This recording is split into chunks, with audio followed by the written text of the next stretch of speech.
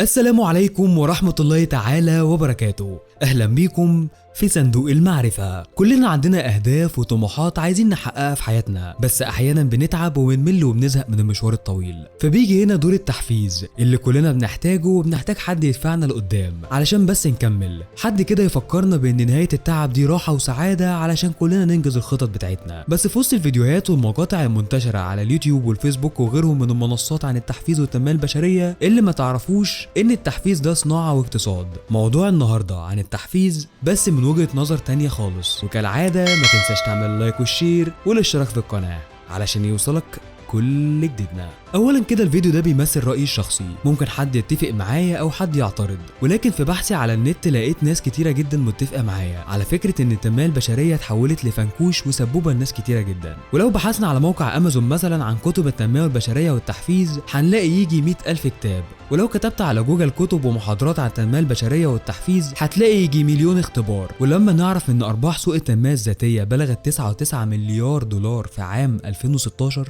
وزادت ل 11 مليار في سنة 2020، ومتوقع ليها تزيد في السوق العالمية ل 13.2 مليار دولار خلال العام الحالي، يبقى لازم نسمي الموضوع ده صناعة وتجارة. طالما فيها ارباح ومؤسسات وافراد بيربحوا منها يبقى لازم نسميها كده. ولو تصفحنا اي كتاب من كتاب التحفيز وتغيير الواقع هنلاقي 20% منه نصايح، وال80% اللي باقيين علشان يقنعك بالنصايح المدعومة دي. هتلاقي الكتاب بيقول لك غمض عينك كده وتخيل انك اسد، وقول بقى 10 مرات انا اسد، بص بقى كده اديك اهو بقيت اسد. طبعا النجاح والتميز بيحتاج نصيحه زي دي، وبعديها جهد وتعب وانك ما تزهقش، وكمان قدرتك الذهنيه في التخيل الكتير انك هتبقى ايه، لكن العمل والاجتهاد هو انك تغير الواقع. يعني خلاصة كلامي في النقطه دي كده علشان انك تغير الواقع بتاعك ده وتحاول انك تنجح، محتاج انك تأدي اكتر وتمارس نجاحك ده وتنفذ كمان خطط، مش تسمع اكتر ولا تحضر دورات اكتر. ومثلا هتلاقي ان كل كتب التنميه البشريه والتحفيز بتتكلم على انك تسيطر على عقلك وتسيطر على حياتك، وانك تركز وتفكر وتسيطر على افعالك.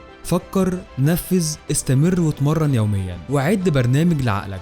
طبعا كلها عناوين محفزه ومغريه لاي حد ممكن الكتاب ده او المحاضره دي تكون نهايه احزانه. معظم المحاضرين التنميه البشريه والمحفزين بيعتمد ان هم يقنعوا اننا بنستخدم 10% بس من قدراتنا الذهنيه، واننا لازم نستخدم الطاقه الكامنه في اذهاننا. طبعا السينما العالميه مليانه بالافلام اللي اتكلمت وكان محور القصه عن الموضوع ده بالذات، طبعا زي فيلم ليميتلس ولوسي وفينومينا. المشكله انك لما توقف حياتك في انتظار الشعور انك بتحاول تشغل نسبه اكبر من مخك، وانك منتظر كلمات التحفيز وشحن الطاقه، هتتعود على كده فعلا. مع ان كل الدراسات والابحاث اثبتت ان التحفيز بيجي بعد ما بتاخد الخطوات الاولى. مثلا لو انت قاعد بتتفرج على التلفزيون وما عندكش رغبه انك تروح الجيم، وبتقاوم عدم الرغبه اللي عندك دي وبتقوم فعلا وبتقرر انك تنزل الجيم، بيبقى المره اللي جايه اسهل والقرار كمان بيبقى اسرع. هتقولي ليه؟ هقولك لانك حفزت نفسك ولقيت المتعه والنتيجه في اتخاذ القرار السليم. باختصار كده واحفظها معايا، لما انت نفذت اتحفزت. بس في ناس بقى ادمنت انها تسمع محاضرات وكلمات التحفيز ودخل نفسه بقى في الدوامه دي، يبقى عنده مشروع وعايز ينجزه او خطه كده هو حاططها في دماغه، بيبدا يسمع محاضرات للتحفيز وبيبدا اللي هو يملي ذهنه بكلمات التحفيز والمصطلحات بتاعه التنميه البشريه، وبيبدا كمان اللي هو يستهلك جزء من تركيزه ووقته.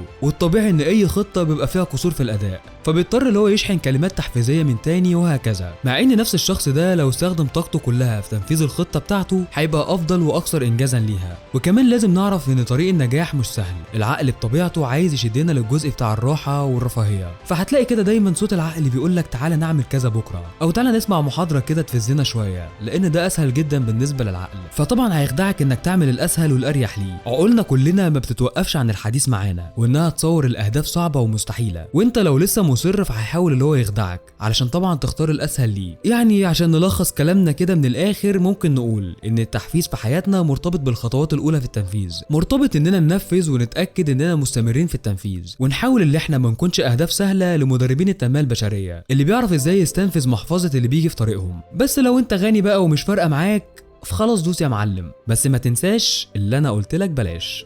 وبس كده خلص موضوع النهارده. ولو لسه عايز تكمل مواضيع تانية كتير ما تنساش تعمل اللايك والشير والاشتراك في القناه علشان يوصلك كل جديدنا.